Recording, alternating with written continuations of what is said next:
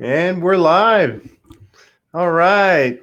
Good morning, good afternoon. Hello, everyone. Welcome to another episode of Dive Talks Live on Divesoft TV. My name is Joe Boscus, and this week I have an exciting guest.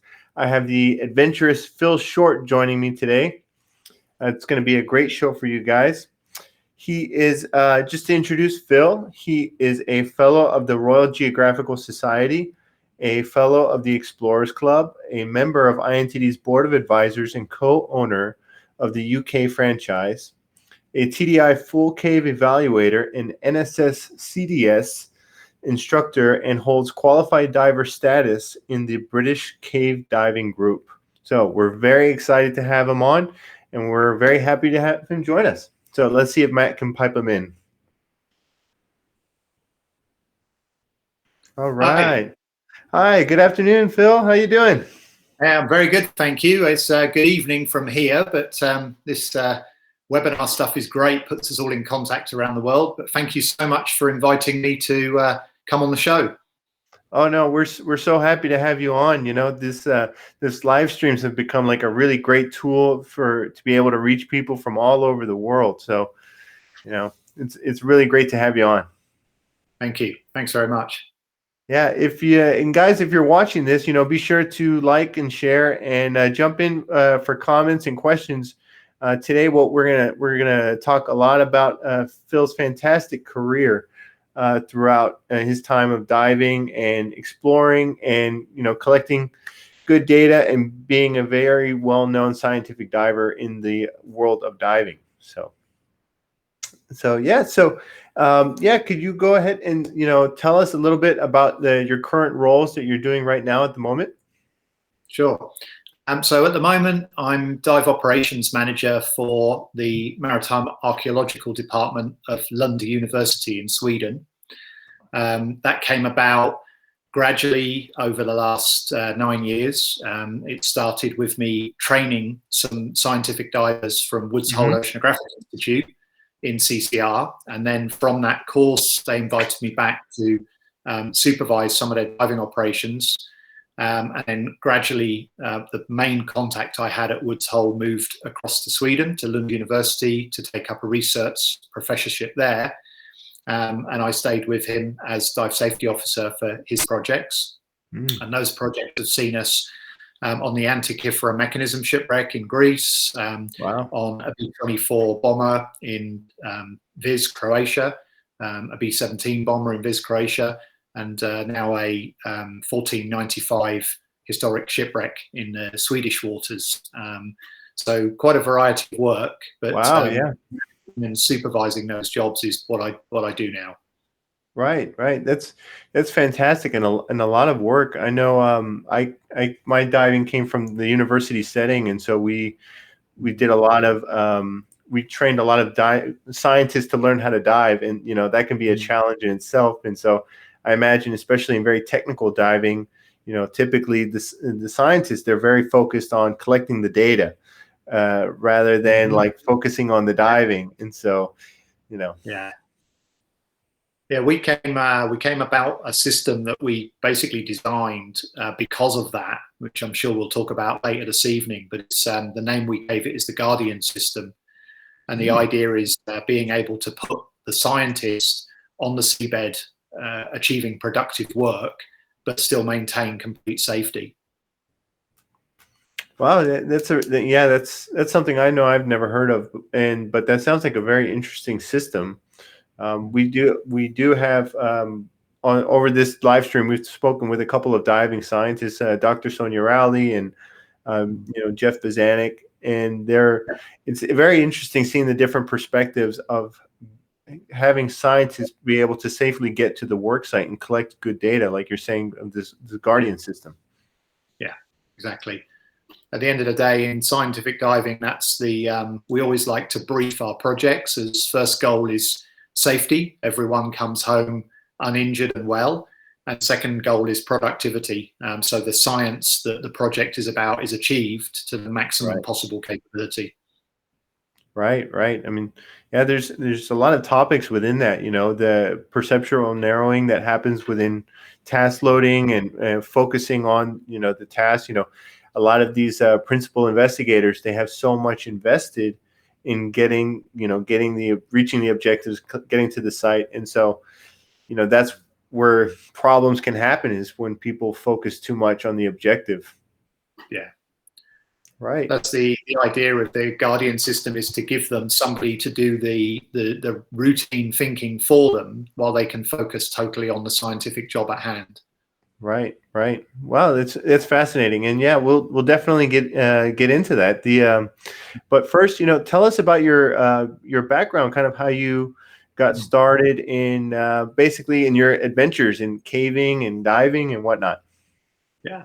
Well, I didn't start as a diver. I didn't really even think that diving was something I wanted to do. When I was about 14, I went on one of these multi-activity adventure holidays during the school summer vacation.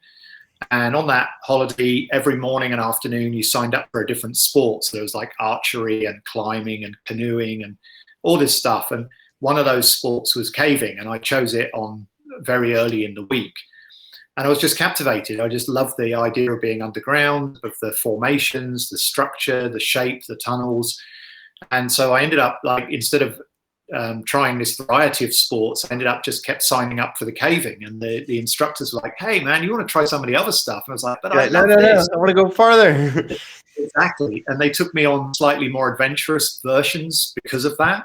And then when I got home, I just pestered my parents. "I want to go caving. I want to go caving." So my mum managed to find a caving club in my hometown, and I joined that as a junior, which meant some weekends I'd be driven by one of the senior members and go caving trips. And as soon as I was old enough to drive myself, me and a couple of friends started to dry cave. And then from that, with caving, you follow the passage. Eventually, you come to a drop. So you need to learn rope work to rappel down the drops. You then need to learn rope climbing skills to get back up the drops. Right. And then you go further and you find vertical faces that you can't walk up, so you have to learn to climb with and without aids. And then finally, if you're following the natural route of the cave, you come to water, which forms a stream, a river, and eventually that river hits the ceiling and you've got a sump, a flooded section. And once you hit the flooded section, you're into the realm of the cave diver. And I was like, wow, I need to do this. I want to go there. And so I did some research, approached the British cave diving group, and their advice was, well, you're doing a lot of caving, you've got a lot of caving experience, which is what we want. We want cavers, not divers, but you need to go away and get the basic diver qualification, so we don't have to teach you to clear a mask or recover a reg. Then we'll teach you to sump dive. And sump diving is often described as caving underwater, whereas Florida Yucatan style diving is technical diving in a cave. That doesn't mean one is better than the other. They're very different. Yeah.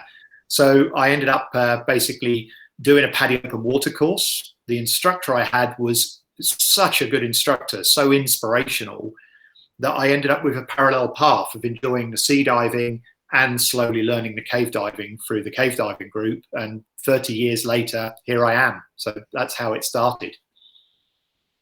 Wow. Yeah. And, I'm really glad that you were kind of differentiating between the caving and the technical diving in caves. And so, because they are very different. And, a lot of people, when they, think of caving here, they think of these, you're just crawling around in tight little caves the whole time. But in reality, like you said, there's rappelling, there's cliffs, there's big rooms, there's little rooms. And so it's has a lot of diversity to it.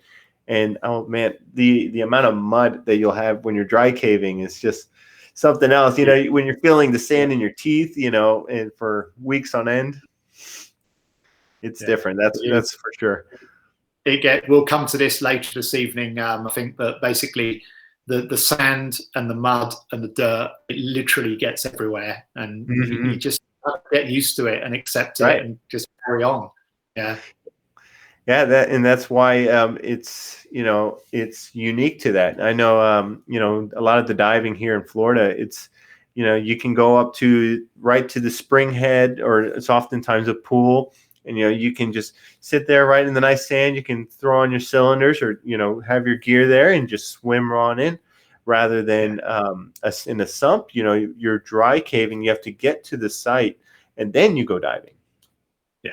And that's definitely something I want to touch on later. It's, sure.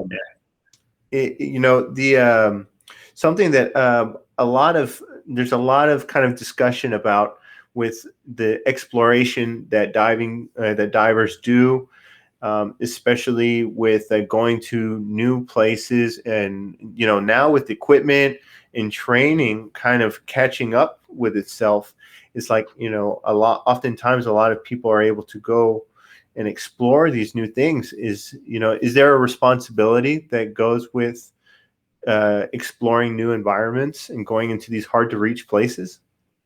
Absolutely. I mean, at the end of the day, cave environments, especially the unexplored cave environments, are one of the few completely pristine environments left on the planet. And when we go there, it's our responsibility, because of the huge privilege and honor to be able to go there at all, to make sure it's not damaged, to make sure it's not changed. And that would go so far as you might go in through very muddy cave, and then you completely get changed into effectively clean suits and take off your muddy boots and just wear neoprene socks and basically traverse the next section with beautiful white crystal and rock and calcite formations, so as not to sully them with the mud you picked up earlier in the cave. Right. You make sure that all that you take in is brought out with you, and that in extremes can include human waste. So you will bottle and bag waste and bring it out, because if you take it in, it'll introduce bacteria, it will alter the ecosystem. And in some of these caves, there are very unique ecosystems that actually form from a chemosynthetic base. In other words, there's no sun, there's no photosynthesis. Right. So bacteria are the base layer, up to alpha predators of, for example, white see-through cave-formed centipedes and things like this. And if you start taking stuff from the outside in and put it there, it changes that whole ecosystem. So some caves are very highly protected, gated, controlled by access to bona fide people. Others are closed completely for scientific research only. And some have been closed permanently because they've been researched. There's no justifiable need to go back there, and they're closed to protect them. So, other than the very deep oceans, and to a degree even there, anything that goes into the ocean can sink to the deep ocean. The back end of extreme cave systems, it really is an unspoiled by humans environment. So our duty is to make sure it stays that way, to conserve it. Right. And that's something that I've heard you say on other different discussions is, here's a great photograph of a cave, what a caving expedition can kind of look like, a campsite, right? So if you don't mind chatting about this picture right here.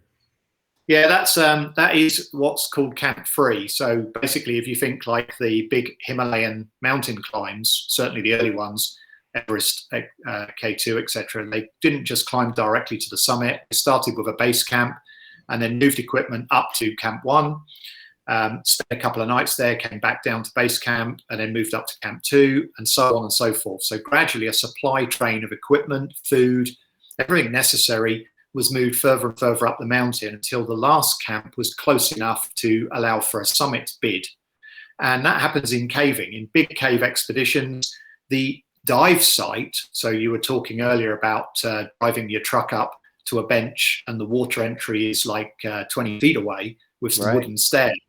Some of these sites, like this one in the photo, which is the J2 cave in southern Mexico, the dive site is nearly 11 kilometers from the entrance. And not only that, it's over 1 kilometer vertically on rope over that 11 kilometers to get to the dive site. And so if you want to take dive gear there, in this case, rebreathers and bailout cylinders, to explore an undived sump, a flooded section, you're not just going to walk it in there on the weekend, do a dive and come out. So the logistics are immense. And this is actually Camp 3 in J2. So there's 2 previous camps before you even get to here. After this, there's more caving to eventually arrive at the first flooded section that needs to be dived, Sump 2. Sump 1 is bypassable. and then you dive through sump 2 with all the gear, and then transport it to camp 4, and then from camp 4 on to the next flooded section that needs to be dived, which is sump 4, sump 3 also being bypassable, and that was our objective, to get to and dive sump 4, and the aim was to pass sump 4. So this is the eating area and equipment area of camp 3. You can see there's actually 3 people there, 2 in blue and 1 in grey, so they blend into the background. The 2 in blue are Marcin Gala from Poland and myself, the 2 divers lucky enough to be the push team for this project. The project was 3 months long, and during it I spent 45 days living underground in the cave. Incredible. Throughout the various camps, 21 days being the longest single exposure. And you just live there. It's a campsite like you'd find on a mountain. It's just dark and muddy. So yeah, that's what that photo shows. And everyone has to remember, seeing like pictures like these, all of the light is artificial. And so, it's the darkest darkness that you'll ever see. And I was laughing at the next picture you just put up. Yeah.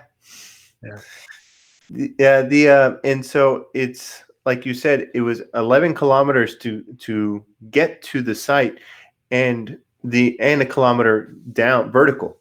And so just to get there, and this isn't done over a weekend. Like you said, how many days does it take to get there? Like you said, you had a 21-day stretch. And it's so interesting what happens to basically your circadian rhythm when on these types of expeditions, because, it's amazing how affected we are by the sunlight and by natural light. And so when all of that's taken away, and, it is a different world. Yeah, absolutely. We got round the time rhythms issues because one of the first things we did when we arrived with the rigging team is we laid over 14 kilometers of cable from base camp in the jungle down to the cave entrance, down through to camp 1, camp 2, camp 3, through sump 2 to camp 4.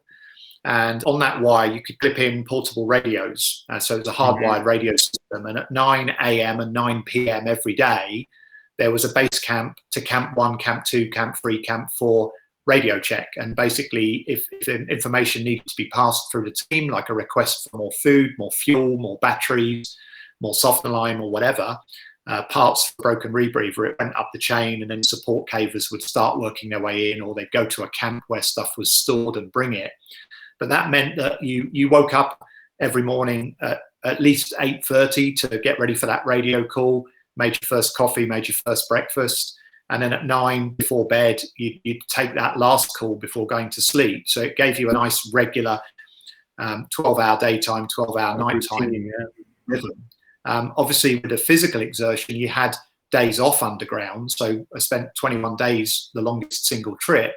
But you do like 2-3 days of very hard physical caving, diving, exploring. Then you might take a day off. So you'd wake up at 8:30, put the coffee on, take the radio call, sleep and read. 9 o'clock, take the radio call. Next morning, get up and start again, because you just had to. To give you an idea of how physically demanding it was, normally, like right now, this is my normal size. I run at 75 kilos. I'm sorry, I don't know what that is, imperial. But on J2, we were eating calorie diets of approximately 6,000 to 8,000 calories a day. Wow. And after 3 months... looks like we may have lost Phil. Hopefully we can get him to get piped back in.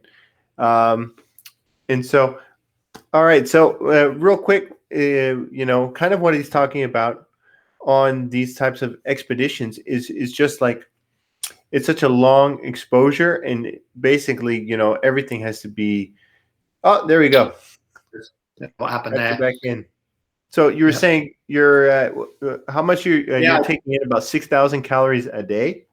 Yeah, 6,000 to 8,000 calories a day, and you needed it because at the end of the 3 months, I'd gone from 75 kilos to 65 kilos. So I'd lost like nearly 10 kilos in 3 months. I was very drawn, my collarbones were sticking out, and it took me, good 6 months, 8 months to slowly get back, get my strength back, get the weight back after that. So yeah, you are doing a lot of hard physical work, so those rest days are really important.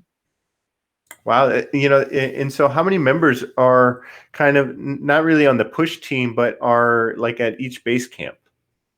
Well, the thing about projects like this is it would be impossible for 2 or 4 or 6 explorers to go do an exploration in a place like this. So J2 was 3 months long. Over the 3 months, there were 55 people not there all the time. There were some that were full-time for the whole 3 months. A very strongly talented contingent of rigging cavers came in for the first month and put all the ropes down through the cave. Another big team came in towards the end of the project to de-rig it and carry all the gear and all the waste and everything out. Right. But overall, 55 people from 15 different nationalities in the field for 3 months, and the full-timers were actually there for the full 3 months. So it's a big team effort. The whole thing impossible without each individual person. Wow. It's I can imagine it's just long. You have a lot of long days, and maybe at the moment you can be a little bit cold. You can be a little like not having a good day, but afterwards thinking about what's accomplished. I think it's very it's very exciting and an incredible expedition. Now that was with Dr. Bill Stone. That's right. Yeah. This was Bill Stone has been working for nearly 4 decades in this southern Mexico region. Firstly in the cave of Huatla, which is the deepest cave in the Western Hemisphere. It was basically made the deepest cave in the Western Hemisphere by a good friend of mine, Chris Jewell, run an expedition out there, and the lead diver was Jason Mallinson, both of whom were on the Thai rescue project, and they extended the terminal sump to make that the deepest cave in the Western Hemisphere at this time. Bill started that project along with many others, and it's a huge system. And effectively, over the valley on the next mountain range across is Chevre, another huge system. In fact, Bill and his team are there now, and J2 next to it, along with other caves. And basically, all these caves, from a hydrogeological point of view, are part of one big master system of those mountains. That basically, rain goes on top of the mountain, dissolves the limestone, works through forming bigger and bigger tunnels, hits flooded sections, vertical sections, horizontal sections, goes down, down, down, down, and eventually comes out right down in the valley, out of the resurgence or spring, which has also been dived and explored. Jill and Paul Heinrich explored that, back in the day, and many others have continued. So the whole master system of that mountain area down near Oaxaca in southern Mexico is just caver's paradise. And the potential, not the actual, Huatla is now the deepest cave in the Western Hemisphere. It's not the deepest cave in the world. But if you take the block of limestone that is in those mountains, the potential from where the rain hits the top of the mountain to where the water comes out in the very bottom of the deepest valley in the resurgence or spring, if you could connect those 2 points by human caving, you would have potentially the deepest cave in the world, based on what geological limestone areas are known at the moment. So it's huge potential, and that's why big teams, Bill Stone, Bill Steele, Chris Jewell, all of these people, and including myself, keep going back there because there's just so much potential. Wow, yeah, it's incredible potential, incredible work, and a Herculean effort. It's just these, and this is like kind of like what we were saying earlier, the spirit of exploration. Something that I always like to talk about is like, what does exploration bring? You have the famous quote, why climb to the top of the mountain? Oh, because it's there. With the cave, you can't see where's the end. You can't see you can't see the bottom of the cave. And so it's, what's the difference in exploration of just going in there, but not bringing anything back, so it's, and that's something I've heard you speak of before, is that it's so important to bring good data back. You have a map sitting behind you. And so it's, all of those things are so important, so kind of tell us a little bit about, the data you bring back from exploration. Well, going on what you've just said, I'll start with the exploration thing. I mean, basically the attraction of caving and cave diving whether it be big connecting deep water Florida systems like Wikiwachi or Wakala, or whether it be stuff like J2 and Huatla and Chevra and other systems, is basically normal guys. Like you had a good friend of mine, Brett Hempel, on your show a couple of weeks ago. Right. These are just normal guys. They're people with homes, with families, with jobs. And they are able, as we are able, myself and Marcin Garda, Bill Stone, to go out and explore. So let's define explore. Basically, if you go out to explore, you're going to see a piece of the planet that no human being has seen before. Now, without an enormous multi-million-pound budget, it's pretty hard to do that these days, because most of the mountain peaks have been climbed. New routes are still being done. For example, literally 2 weeks ago, the first winter ascent of K2 was done. And thankfully, it was incredible. By Sherpas, by the people that live there, which was incredible. So there's new routes, but if you do a new route or even find an unclimbed peak, you can look at photographs of it, look at satellite imagery of it, look at aircraft photos of it, because technology allows us to do that. Even the deep ocean, you can put AUVs, ROVs, surrogate machinery into the deep ocean and get data, and then go and put a human being there. So when you look at caving, the 1 atmosphere suit, this is the exosuit shortly, but when you have to put a human being there to see what's around the next corner, because so far there's no machinery or remote sensing that can go to places like the far end of Huatla, J2, Wakala, Wikiwachi, any of these places, you've got to go with a little reel of string and tie that little bit of string onto the end of the last person's bit of string and swim around the corner, shining lights on an area that has never seen any light, never seen a human being. And you are genuinely thirst. You're even more thirst than when Armstrong and Aldrin landed on the moon, because we can see that with a telescope. Right. They knew where they were going to land. They'd flown unmanned ship. Had a name. When you go to the far end of a cave, you really are exploring in the old classic exploration sense of Shackleton, Amundsen, and Scott. Where you're going is totally unknown. Your map is a blank piece of paper. And that brings us to what you've got to bring back, your responsibility. Behind me is Jeff Hancock's map of the Devil system in Guinea. And this is one of the most beautiful maps you'll ever see. It's the highest grade possible underwater, and it was done old school with a tape measure, a compass, and hours, hundreds and hundreds of hours underwater. And it is a beautiful, beautiful thing. And basically, that's what exploration is. You go and you bring back data, map, cartography, water samples, sediment samples, life samples if there are any. Because think about it, if you look at exploring a cave, many people might say, well, what's the point? Well, knowing what is happening with water flow in that cave, what may be restricting it, what volumes of water flowing, whether that's changing, that could be of use to the indigenous people to make sure they've got a clean, safe water supply in the future. So there's reasons for the data. And this is Bill Stone's mantra: is you go, you lay 10,000 meters of line, you take a GoPro shot at the end, you come back, put it on your Facebook. What have you done? Nothing. You've done a stunt. You go and you bring back a proper map to the best possible grade of accuracy you're capable of achieving with the equipment you have in that environment. And then you've got that for the next generation to say, right, we want to continue exploration of, this is Jeff's original Guinea map. We all now know the end of his map there, that's now been bypassed, and there's more Guinea beyond it. And that's what's so exciting about cave exploration. You can go to the end of somebody's map because their map tells you where to go, what you'll find, what depth, what logistics you need. And then you can extend that map yourself. So when you're done, the next generation can take the baton like a relay runner and continue. Right. So that to me is what exploration is, and what your responsibility with exploration is. 100%. It's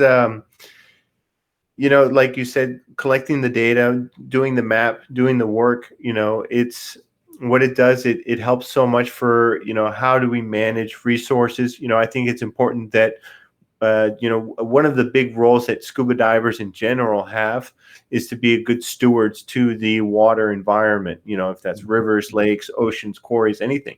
Because we do have a kind of a privileged view because of the effort that's put in to going and seeing places that not many people see. That's one of the reasons why, collecting video is so important, because it also reduces the amount of pressure that people can have of maybe frequently visiting these places and damaging them. It's video is so important. Maps are so important. Maps can be so important to terms of management practices for state agencies. You mentioned Brett Hemphill last week. We talked about karst underwater research and the agencies that they work with on how they manage the water tables here in Florida. It's oftentimes they just see the springhead, because that's what everyone sees, but they don't see the source, where the water comes from, just like what you're speaking of earlier. It's that's one of the biggest advantages or importance of the spirit of exploration, and also collecting organisms, seeing how the water quality is. All of these things are indicators on how we can protect these resources. Very important. Yeah. Yeah, there was some good pictures that were posted up of going through those restrictions of kind of like how it is getting through on some of these hard to reach places, right? Yeah, well, I mean, the with sump diving, you basically very often, when I call it caving underwater as opposed to technical diving in a cave, you basically have no fins. You're wearing rubber boots. You're basically wearing a fin wetsuit. Even if the water is cold, because you're gonna do dry caving and climbing and carrying beyond it. And one of the photos you showed earlier in the orange water is literally like the chest is on the floor. Floor is made of loose gravel. The shoulder blades are pressed up against the ceiling of the cave, and both shoulders are on the walls. And the cylinder is in your hand to go through in front of you. And this is in something like 6 inches, 20 centimeters of visibility. And you are literally pushing through a small hole, squeezing through it in some visibility and often in no visibility at all to get through that section. So there was a photo earlier on you showed I was stood in some really filthy, muddy brown water with, I guess it was a frying pan in my hand. And you think, well, what's a frying pan for? And that was because we'd reached a point where the water in the cave went down into a sump. And at the bottom, over millions of years, the river underground, which is over 1.5 miles long, passing 12 flooded sections with dry cave in between, the 12th flooded section at its deepest point is blocked. And it's blocked with river debris from millions of years when the cave formed. But the water goes through that blockage, and 1 mile later, it comes out at the end of the birthplace of cave diving worldwide, Wookey Hole, where the first cave dive was made in 1946 with CB Gorman brass helmet equipment. So the British cave diving goal, if you could make a connection between this dry cave that enters the mountain up on top called Swilden's Hole and Wookey Hole down in the valley, the birthplace of cave diving, it would be like the ultimate traverse.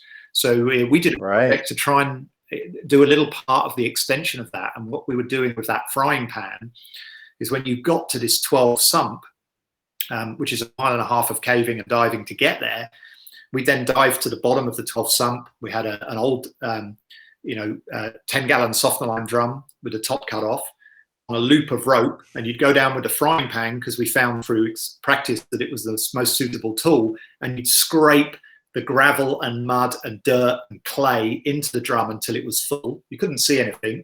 You'd be wearing 2 cylinders. One was like a 40 cubic foot and one was like a 10 cubic foot. You'd be breathing the 40 cubic foot, and you'd fill this thing with dirt, and you'd pull on the line, and guys would pull it to the surface. They'd empty it into a big bag. They'd pull it back down to you with this loop of line. You'd refill it. And we found that a 40 cubic feet enabled you to fill the bucket 3 times. And then it would start to breathe a bit hard because you started to realize this 40 cubic foot was getting a bit empty. Or swap onto the 10 cubic foot. There was plenty of air to come back to the surface, by which time you were freezing, and someone would hand you a big mug of tea from the camp stove we took with us. Someone else would go into the water. you take your turn at hauling to warm up with your mug of tea, and by the time 3 divers had done that, that was 9 barrels of detritus from the bottom of the sump. And slowly, meter by meter, over 3-4 years, we started to extend the end of the cave. So that's exploration too, but a lot more hard work and a lot messier and not very glamorous. Right, exactly. Not very glamorous, but 3 and 4 years. That's incredible. Right? Yeah, we a lot of work. It was close to where we live, close to where we work. So there was a core team of 3 of us and a bunch of volunteers over the 3 years of many, many people who we're incredibly grateful to, because these things don't happen without team. And we went like every weekend, every other weekend.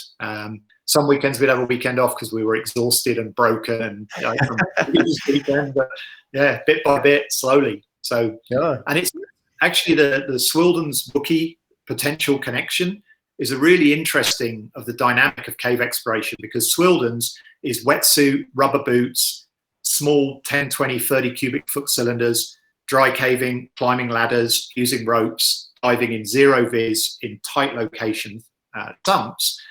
The other end, Wookiee, the 25th chamber in Wookiee, the terminal sump, explored to its current end by Rick Stanton and John Valantham, now over 90 meters deep, and they're using side mount rebreathers. So you've got the 2 technologies.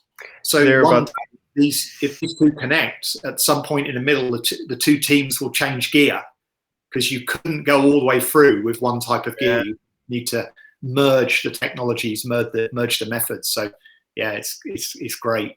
You can never get bored of this stuff. It's just amazing. No, never. So now I'm curious, if you connect both ends, which side will be easier, to come with side mount rebreathers or to come with the kind of the sump and the caving gear? I've done a few connecting trips.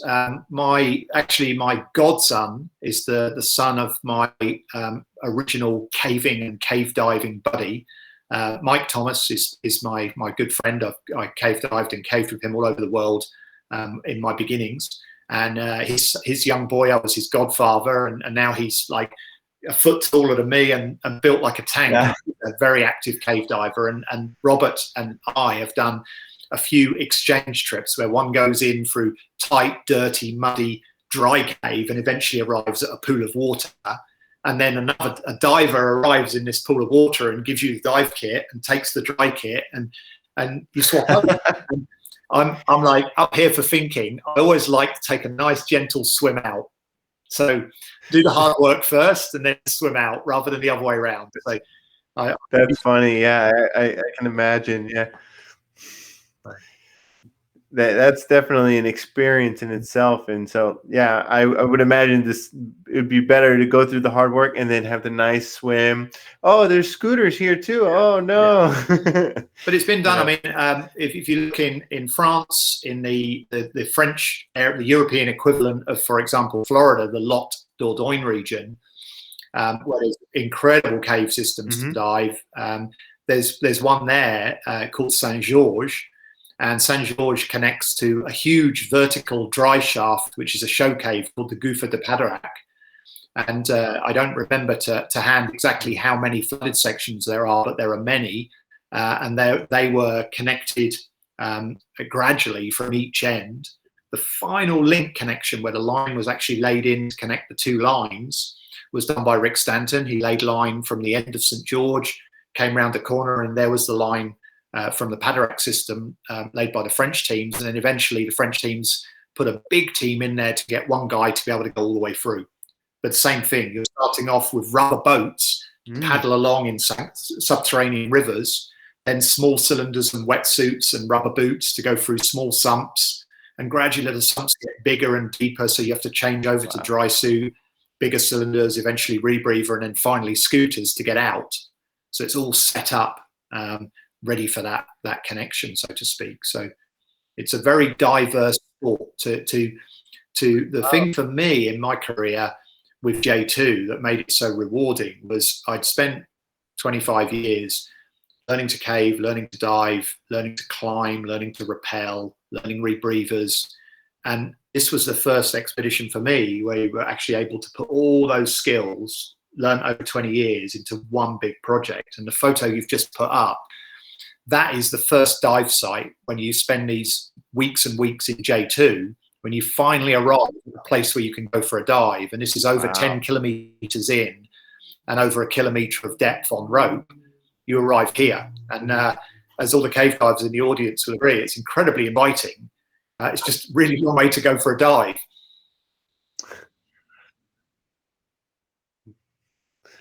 Yeah, that's the understatement of the year.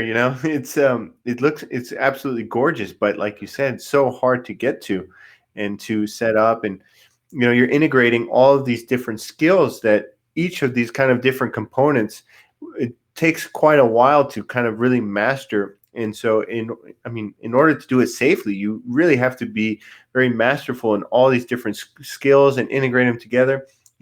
If you have a rebreather, just a component breaking, and you're 2 sumps in, that's, you have to be able to fix it. You can't have an oxygen sensor, that start acting strange and then be like, oh no, it'll be okay. It's you have to be extremely resourceful and be able to operate independently. It's so kind of in the evolution of we'll focus like on going from using open circuit technologies to using rebreathers now, and then how they both have had such different, I think, history in terms of the history of open circuit technical diving, like voodoo gases and people seeing the benefits of helium, versus like on rebreathers where kind of early on they were a little bit problematic, would have issues, and then now they're becoming a little bit more stable and whatnot. How has been that evolution of equipment for diving underwater been for you? Well, in cave diving, if you go right back to the birth of cave diving, the evolution has been bizarre. The first cave dives were made C.B. Gorman brass helmet with hand walking down a hose, walking along the bottom. And then from that, when they realized it was unsuitable, they couldn't go any further, they went to oxygen rebreathers, which were basically military surplus from the war used for sinking ships from the combat swimmers.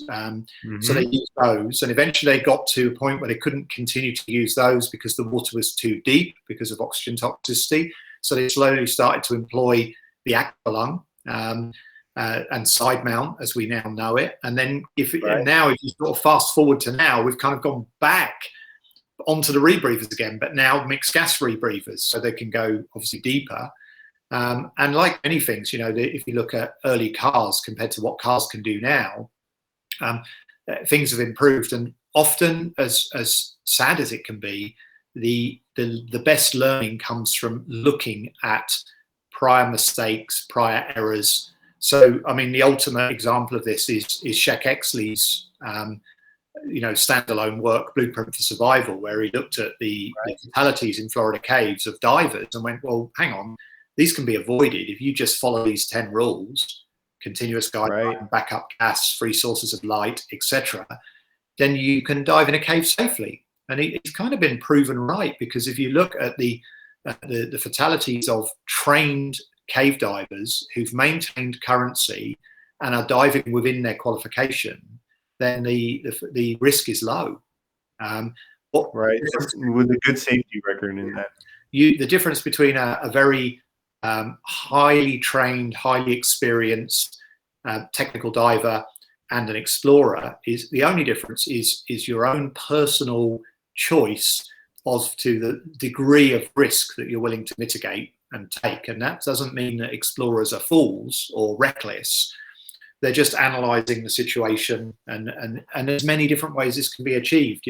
Somebody's just made a note in the chat here. There's when you were talking about oxygen sensors, and Rebecca's just said that's why I've got 6. And some rebreathers have gone down that route. Other rebreathers have gone down the route of the whole rebreather being controlled by one with a second as a backup. Now, I'm not promoting either of those. I'm just giving an example of differences. The industry norm is free voting logic, developed by Bill Stone. Some go lower than that and have their reasons. Some go way above that and have their reasons. But that's because, in my opinion, we're still in the learning phase. Rebreathers are now massively safer, more reliable, and more usable than they were 15 years ago when they first came to the sport of technical diving, around the era of aquacore, when M2 started introducing the Tech Diver forums, and basically we hoarded those magazines. I am very lucky. I'm very lucky to have a full set, and I would no one can't borrow them. They're sacred. You just hoarded them. You waited for the next one. You like trade them, and you'd just get in there and you'd read. You know, this C2, when C2 came out, it was like rebreathers. And I remember shortly after C2, I got my hands on my first rebreather, which was a US Navy Mark 15.5 with Pete Reedy's Prism Electronics on it, working on a treasure recovery job in Guam with Kevin Gurr, and then modifying that to be suitable in cave. And up to what you see here, the photo they've just put up, that's an early generation Sentinel, which was the follow-on from the Ouroboros rebreather designed by Kev Gurr. In this photo, finding a 200 BC sculpted spear from a Roman statue on the Antikythera wreck. But yeah, things have evolved. So what we're diving now is you know, there's now 10 good, reliable, safe rebreathers out there. Back at the beginning, there was one not good, not safe, not reliable rebreather, and things have improved, but they need to improve more. You know, we're not yet at a point where you could, in my opinion, we're not yet at a point where a novice diver could just take a rebreather out of the box and go dive. They require a certain mindset still, level of training, level of commitment, level of currency. Will they get to that mainstream level in the future? Absolutely. You know, like, will there be driverless cars? Of course.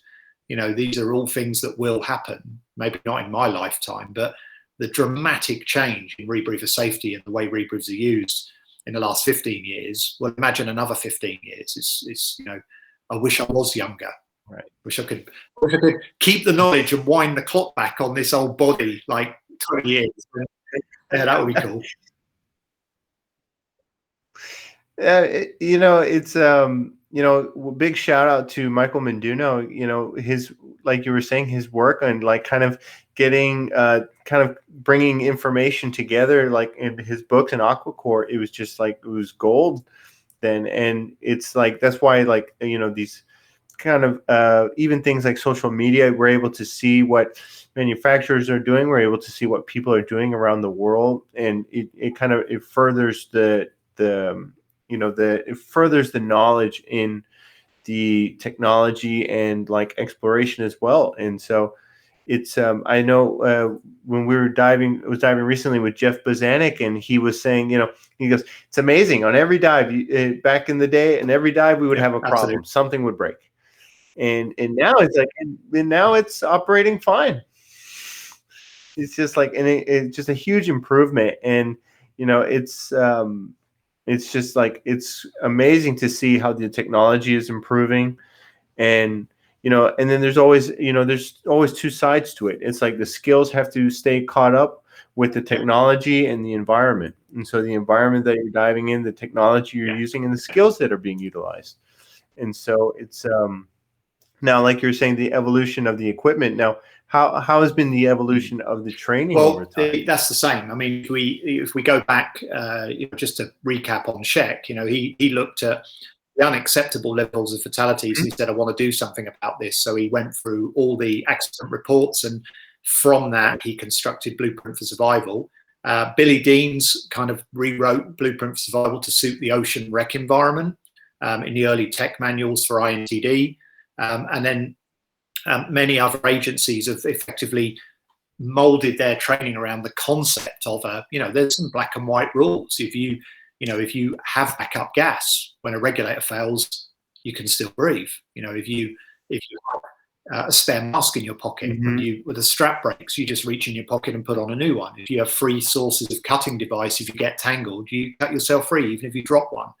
It seems like common sense to us, and I'm sure most of the audience, very experienced technical divers, but without it, we'd be back where they were. And the credit to all the training organizations, and I mean all of them. And, you know, now what's nice now is the intercommunication. So in the UK, because of the current situation with worldwide with the virus, we've basically set up a new organization that is an amalgamation of key members of all the training agencies, TDI, GUE, RAID, INTD, PADI, and others, BZAC. And it's basically, the idea is that we can share information, to give that information to our instructor trainers, to our instructors, to make everybody safer. So it's the kind of like, we're us, they're them, we don't talk, and if we do, it's going to be aggressive. It's more an open community now, you know. So, you know, people in the chat, I keep looking across because I'm keeping an eye on the chat while I'm talking, see what you guys are talking about. By the way, hi Brett, I'm so pleased that you signed in. Lovely. Wish we were in person. But you know, they're talking about their own rebreathers, you know. So they've got people saying, I do this, I do this, I do this, and that's good. It's shared information. And what I've seen in 30 years in the industry is the open-mindedness to share information has grown massively. It is now an open community generally. The agencies talk to each other, the manufacturers talk to each other. There's not that standoffish, I'm not telling you, I'm not telling you. It's basically more open, which is really, really good. And by doing that, everyone learns from everybody else's mistakes. And if you take recently the kind of modern revisiting of Blueprint for Survival, if you like, is Stratis Cass's new book, Close Calls. He's literally the who's who of the diving community. You know, Brett's in there, and you know, all these people, and they've basically decided to put their head above the parapet and say, okay, I'm going to tell you about a day that I really messed up and did something really bad. Yeah. And I'm going to hold my head up and say I did it. So please, you know, if you want to tell me I was an idiot, tell me. But what I actually want is for all of you to learn from what I did wrong. And, you know, this is not a sales pitch, but, you know, I've actually, as an author in the book, I got my copy, and I've actually sat over the Christmas New Year break and read it cover to cover. And it's amazing because you can keep going back and dipping into it. You read it and go like, oh, really? You did what? And you survived? But you then go, well, I'm not going to do that. And if it ever happens, like out of it like this. So, and it really is. I mean, you know, I don't know what the conversation was in the bar at Eurotech when Eduardo M2 and Stratis got together and said, we should do this. And you know, it's now happened. Whether it was, well, we should basically let new modern divers tell their stories like a new blueprint. And to me, it is a new blueprint, but it's shared information. And I think that's what's changed. And it's a wonderful thing to see in our community.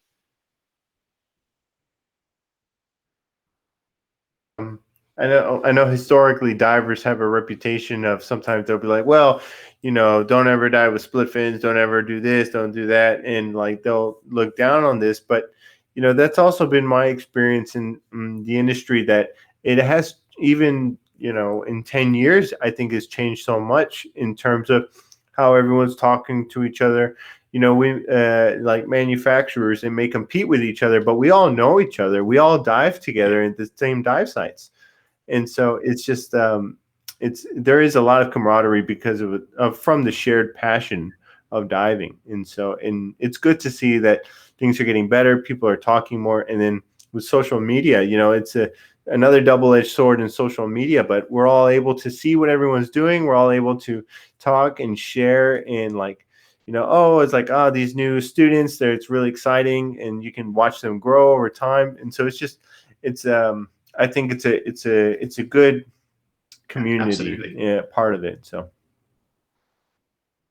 right. It's, you know, we've covered so much, and we've also at the same time covered, you know, hardly anything of what I wanted to talk about. The, you know, you have some really fascinating projects coming up. I'd like to kind of squeeze that in here. Yeah, sure. If you don't mind chatting about it. We basically, what we're working on at the moment for work, so if we move away from caving and go to my day job, if you like, 2017, a group of us went out to Croatia, to the island of Vis, on behalf of the DPAA. This is the Defence POW MIA Accounting Agency.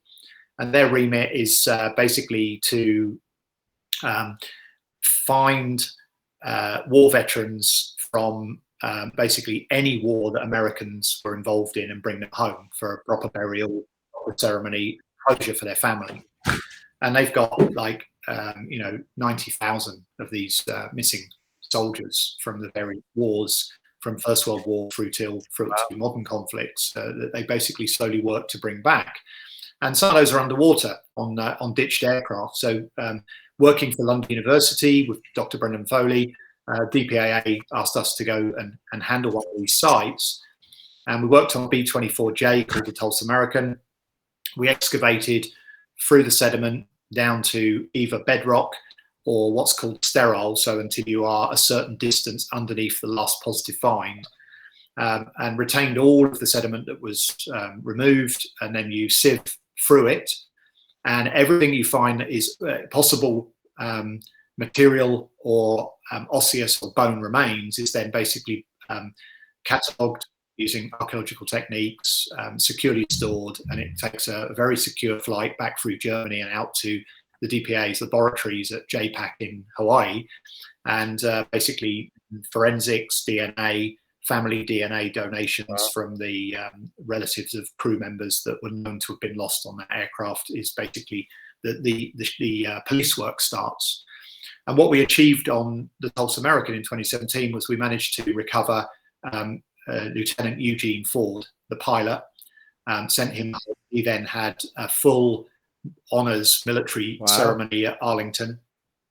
His family got him back and basically had closure to their family history of a lost serviceman who gave his life for his country in the war. And basically we're now beginning to work on more and more of those type of jobs, because we have the ability to delicately handle the forensic environment, because we're used to working on marine archaeological sites like Antikythera, like Griffin Hound. And so we were on last year back out in Croatia on the island of Vis working on a B-17. And this the B-24 job, the Tulsa American, was 40 meters, which is not very deep, 130 feet, but it was the deepest ever successful recovery of a DPA project. The job we did last year was at 70 meters. So basically we're effectively double or nearly double that depth. Wow. And we're working inside the fuselage of the aircraft, which is a very small space, with a water dredging system, capturing all the sediment taken out by the water dredging system, and then sampling all that sediment. And this project is open. We finished September last year. Everything that we removed from site has basically gone off secure to the forensic phase. So we don't know the end result of that project, but we've worked a very long, hard month on it. And I can honestly say, I mean, these jobs, when you look at what you're trying to achieve, especially when you do achieve it, as we did in 2017, they're emotional, they're very tough, they're very difficult. You have to think on your feet all the time and modify systems, but probably some of the rewarding work that I've done when the end result is returning a war hero back. And as I said, we did one in 2017, which was a success, Lieutenant Eugene Ford. We worked on one last year, a B-17, and we're due to work on another one this year in a different country. So we're heading down that route professionally quite a lot. And then our main Lund University project at the moment is the Danish King's ship from an area of what is now Sweden that at the time was Denmark. And this is called the Griffin Hound. And it had a great big dragon as a figurehead with its mouth open holding a human head as it would sail into battle. And so we worked on that extensively in 2019. We did a site closure and a site observation last year, and then we're back out there this year on a full month-long archaeological project. So that's our work schedule really, to get back into that as soon as we can with all the restrictions. So that's where things go next. And like you said, you have to think on your feet. I mean, these are not very common problems normally encountered, I'm sure. And so it's you have to think it's very creative in terms of how you excavate a lot of this very, very delicate findings. Absolutely. And so incredible and exciting work. It's very exciting, very rewarding. It's for me, because I'm dive operations manager, the whole team are my responsibility. We employ the Guardian system with the scientists, but all the other rigging divers, the other commercial divers, the Guardians.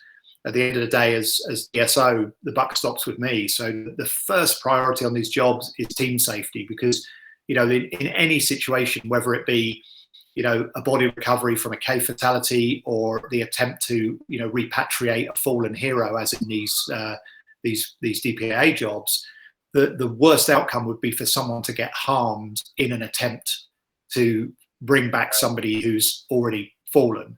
So safety is first priority. My job is to make sure that safety is kept. And to the extent that 1 year on one of our projects in Greece, I actually shut the project down and wouldn't let the scientists in the water. And the reasons behind that is a long story, but it was a just decision, and my boss backed me up. And we ended up doing the work that year with just the professional divers, and none of the scientists got in the water because there was a situation where they shouldn't have done. That's what working with good people, even if what you're suggesting is not a popular suggestion. If you're working with good people, it's not populist and it's not great, but it's the right decision to make, so nobody gets hurt. So safety first, productivity second. Right. I mean, that's the diving safety officer is not often the popular one, but you have to make the hard calls because your priority is to keep them safe, keep it. It's to collect good science, collect good data safely, properly. My great mentor in becoming a DSO was Woods Hole Oceanographic Institute, the institute that found the Titanic, the deep smokers that basically own the Alvin mini submersible. Their DSO is an amazing guy called Ed O'Brien, and he is quite literally a legend of DSO work and commercial diving, and he runs the Woods Hole Dock and the Woods Hole Dive team, and basically he nurtured me. I met him by pure luck, teaching him to dive a CCR. We became very close friends, and he became my mentor to become a DSO myself. And I think my 30-year career has been about being in the right place at the right time to be trained by, meet, work with, or dive with some real true mentors that have effectively given me the skill sets to then allow me to take myself on to things I want to do. And I can't, again, not a plug. I've got to name them. Basically Steve Axtell was the PADI instructor that taught me to dive, and I wouldn't be here now if he hadn't done such a good job and been so inspiring. Kev Gurr basically nurtured me through Rebreathers. I worked for him for 15 years, building, testing our rebreathers, other people's rebreathers. Guy called Rick Fry was my first chief instructor at my first teaching job when I became an instructor. And obviously Bill Stone with the cave stuff, and Ed O'Brien with how to become a DSO, and Brendan Foley with getting me into achieving things on scientific projects. So none of us got here on our own. We got here by shared experience, shared information, and that's what I love about the sport, whether it be Rex, archaeology, cave, sump. It's what I love about the sport. I mean, Brett, I can see Brett's here, he's chatting away in the chat there. I met Brett at a dive conference in Eastern Europe years and years ago, and I got up and gave a talk. He got up and gave a talk. Bill Stone got up and gave a talk. As a result of my Bill invited me on J2, and then Brett got up on stage and sung like a rock star at the party in the evening. It was amazing. We've been friends ever since. So it's really cool. That aspect of the industry, the sport, the vocation, whatever you want to call it, is kind of what keeps you at it for all this time. Right, it's the way of life, and like you said, you have all these important mentors, and I think that's something that it's so crucial to diving to these types of sport vocation, going down this endeavor, is that it's so important to be a role model and to seek mentors itself. And we're always students, we're always learning, and so it's really important to emphasize that. Well, wonderful. It's it's been such a pleasure having you on. It's we've spoken for over an hour, and there's so much more we can talk about. We need to, I think we'll have to have a part two. I feel like I keep saying this on these dive talks, Yeah. but like it's such good conversation, and But there's it's great when you've basically got something you're passionate about. I'm passionate about. The audience is passionate about, and this format is great because it just feels like we're all sat around at one of the tech conferences in the evening after the speeches are finished, all just kind of like having this chat, and it's very relaxed. It's really good. I mean, I'm sure the audience realised, but you sent me the email a couple of days ago with the script, and we've kind of just gone off. No, we've gone off randomly, and we've covered covered things that weren't on it. We haven't covered things that were on it, but it's been really enjoyable. So when you're running short of guests, I'd be very happy to do a part two. No problem. Oh, wonderful! Yeah, I think we'll definitely have to have you on for a part two. Yeah, I think we maybe got to like 4 out of the 15 questions that I had on here. Maybe I talk too much. So it's No, I mean that's why you always have like 5-minute short videos, short clips, and it's like no, these conversations need to go on for like an hour long, and so it's such a long format, and so it's really good, and so I can't wait till we get to do these in person again, and we get to have have drinks at the bar after the conference, and I may have to have a camera around then too, but it's these are the great chats that I want to share with everyone. So well, thank you very much again, and we'll need to definitely announce a part two and plan a part two soon. Hopefully you'll get to come over here to Florida, and we can go we can go grab Brett, and we can go do some diving. Brett's different. Stop. There you go. All right, yeah, I'll stop. No problem. I just wanted to thank the audience. I've been keeping an eye on the chat to the side. There's been some great comments. Just really appreciate you all signing in and listening. And all those, there's loads of you there that know me, and I know you. It's lovely to virtually see you all again in these strange times. But everyone take good care, and look forward to meeting all of you in the water at dive conferences or whatever, when this crazy world settles down a little bit. And thank you so much, Joe, for inviting me. Of course. So yeah, hopefully we get to go diving soon. Yep. Good night. All right. Thank you very much.